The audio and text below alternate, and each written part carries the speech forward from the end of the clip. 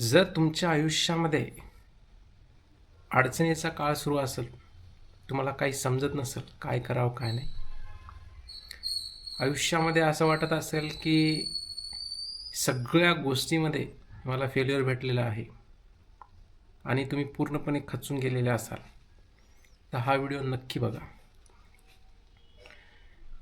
एक मुवमेंट येतो लाईफमध्ये, त्यावेळेस आपल्याला वाटतं की आता माझ्या आयुष्यामध्ये काहीही उरलेलं नाही आहे, माझं आता पुढं काहीही होणार नाही. हा वेळ येतो लाईफमध्ये कधी ना कधी.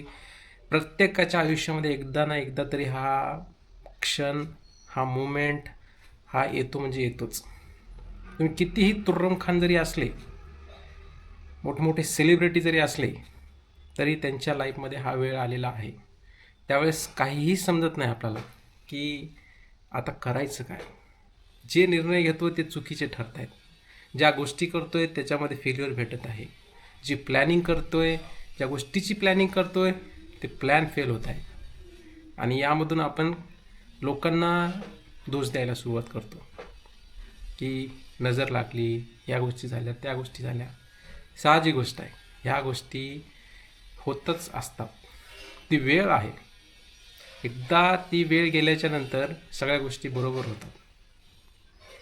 आयुष्यात काही अडचणी ह्या येत असतात. शेवटी आपण सगळेजण मनुष्य आहोत आणि मनुष्य म्हटलं की थोड्याफार छोट्या मोठ्या अडचणी ह्या येणारच आहेत. पण त्या अडचणीला आहे ना, खचून जाऊ नका. त्या अडचणीवर मात करा. तुमच्यामध्ये काय इम्प्रूव्हमेंट करायची आहे ती करा. तुम्हाला वाटत असेल की माझ्या आयुष्यामध्ये आता असं इंटरेस्टिंग काही उरलेलं नाही आहे, चारी बाजूनं संकटाने मला घेरलं आहे आणि मी त्या संकटाच्या जे सर्कलमध्ये आहे त्याच्या बाहेर पडण्यास आले. होतं, 100% असं होतं. पण शेवटी आपल्याला या संकटातून कोण काढणार आहे? बाकीचे कोणीच काढणार नाही. आपण स्वतःच आपण या संकटातून स्वतःला बाहेर काढू शकतो. आणि सगळ्यात महत्त्वाचं, टेन्शन आणि बाकीच्या गोष्टी अडचणी येत असतील तर एकच काम करा, होईल तेवढं स्वतःला कंट्रोल करा. वाईट वेळ आहे, वाईट तुम्ही नाही. वाईट वेळ हा निघून जाणार आहे, 100% वाईट वेळ हा निघून जाणार आहे. पण त्या वाईट वेळामध्ये तुम्ही वाईट होऊ नका. नाही तर कसं आहे, लोकांना आयुष्यभर त्याची आठवण राहते. परत लोकांचं, मग आपल्या लोकांशी काहीही घेणं देणं नाही आहे. लोक काय म्हणतील, लोक माझ्याबद्दल काय विचार करतील.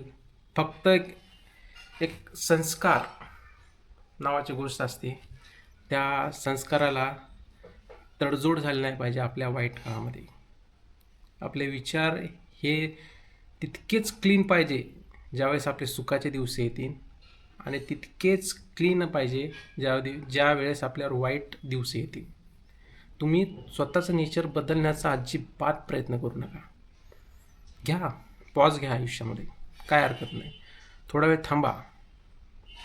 वाटत असेल की मी पुढं जात नाही आहे, माझी लाईफ स्ट्रक झालेली आहे या पॉईंटला, काय करावं काही डायरेक्शन भेटत नाही, हरकत नाही.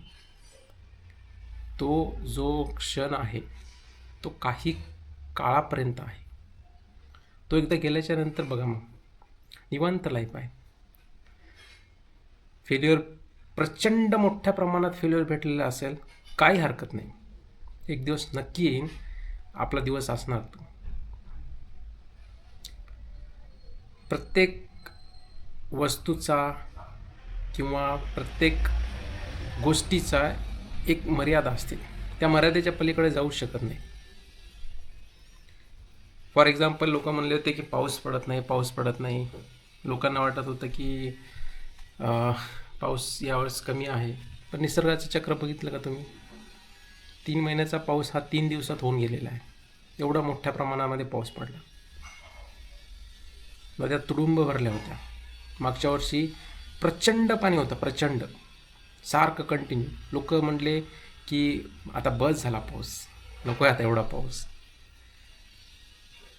म्हणून सांगायचं एवढंच आहे की ऋतूचा जसा वेळ असतो, त्यांचं सीझन असतं. त्याच प्रमाणे माणसाच्या आयुष्यामध्ये बी काही चढ उतार हा होतच असतात.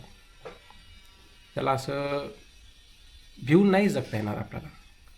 पॉझिटिव्हरित्या घ्या गोष्टी, स्वतःमध्ये डे बाय डे इम्प्रूव्हमेंट करा आणि लवकर सक्सेस भेटेल मला, लवकर मी अचिव्हमेंट करेन, लोकांच्या नजरेमध्ये मी मोठा होईन, हे दाखवायची काही गरज नाही तुम्हाला.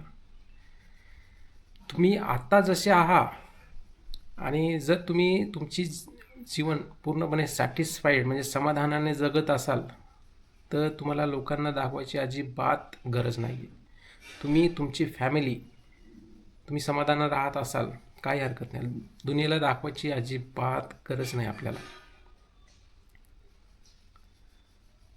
आणि असं कधीच स्वतःला समजू नका की आता सगळ्या गोष्टी माझ्या लिमिटच्या पलीकडे गेलेल्या आहेत किंवा मी माझ्या आता बाहेर गेलेल्या आहेत, आम्ही काही करू शकत नाही. थोडं धीर धरा, गोष्टी आपोआप ठीक व्हायला लागतील. एका ग्लासमध्ये जर समजा आपण एक गढूळ पाणी घेतलं आणि त्या गढूळ पाण्याला त्या गढूळ ग्लासला नळाखाली ठेवल्याच्या नंतर ते पाणी शुद्ध व्हायला वेळ लागते.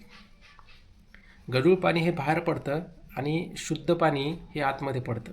याचा तात्पर्य एवढाच की आता आपल्याला वाटत आहे की माझ्या लाईफमध्ये काही बोरिंग, सगळ्या गोष्टी बोरिंग आहेत, कुठे इंटरेस्टिंग नाही. का माहीत आहे? कारण की निगेटिव्हिटी एवढी भरलेली आहे आपल्या आयुष्यामध्ये सध्या, बॅड फेजमध्ये एवढी निगेटिव्ह भरलेली आहे. त्याच्यामुळे ते पॉझिटिव्हिटी जी आहे ती त्याच्यावर मातच करू शकत नाही किंवा मात करणं चालली.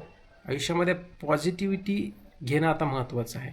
जर निगेटिव्हिटीला संपवायचं असेल, आपल्याला निगेटिव्ह थॉटला संपवायचं असेल तर जास्तीत जास्त पॉझिटिव्ह विचार म्हणजे शुद्ध पाणी हे गढूळ पाण्यामध्ये टाकून त्या गढूळ पाण्याला ग्लासच्या बाहेर काढून शुद्ध ग्लास आणि शुद्ध पाणी करणं, हेच पॉझिटिव्ह थिंकिंगचं काम आहे.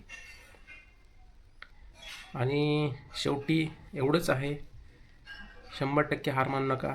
आयुष्यामध्ये चांगल्या गोष्टी ह्या होणारच आहेत. थोडासा धीर धरा.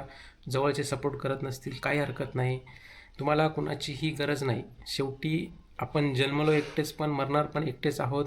बाकी तुम्हाला ठीक आहे, थोडंसं मानसिकरित्या तुम्हाला सध्याला लागत असेल कुणाची गरज आणि जर ती भेटत नसेल तर काहीही टेन्शन घेऊ नका.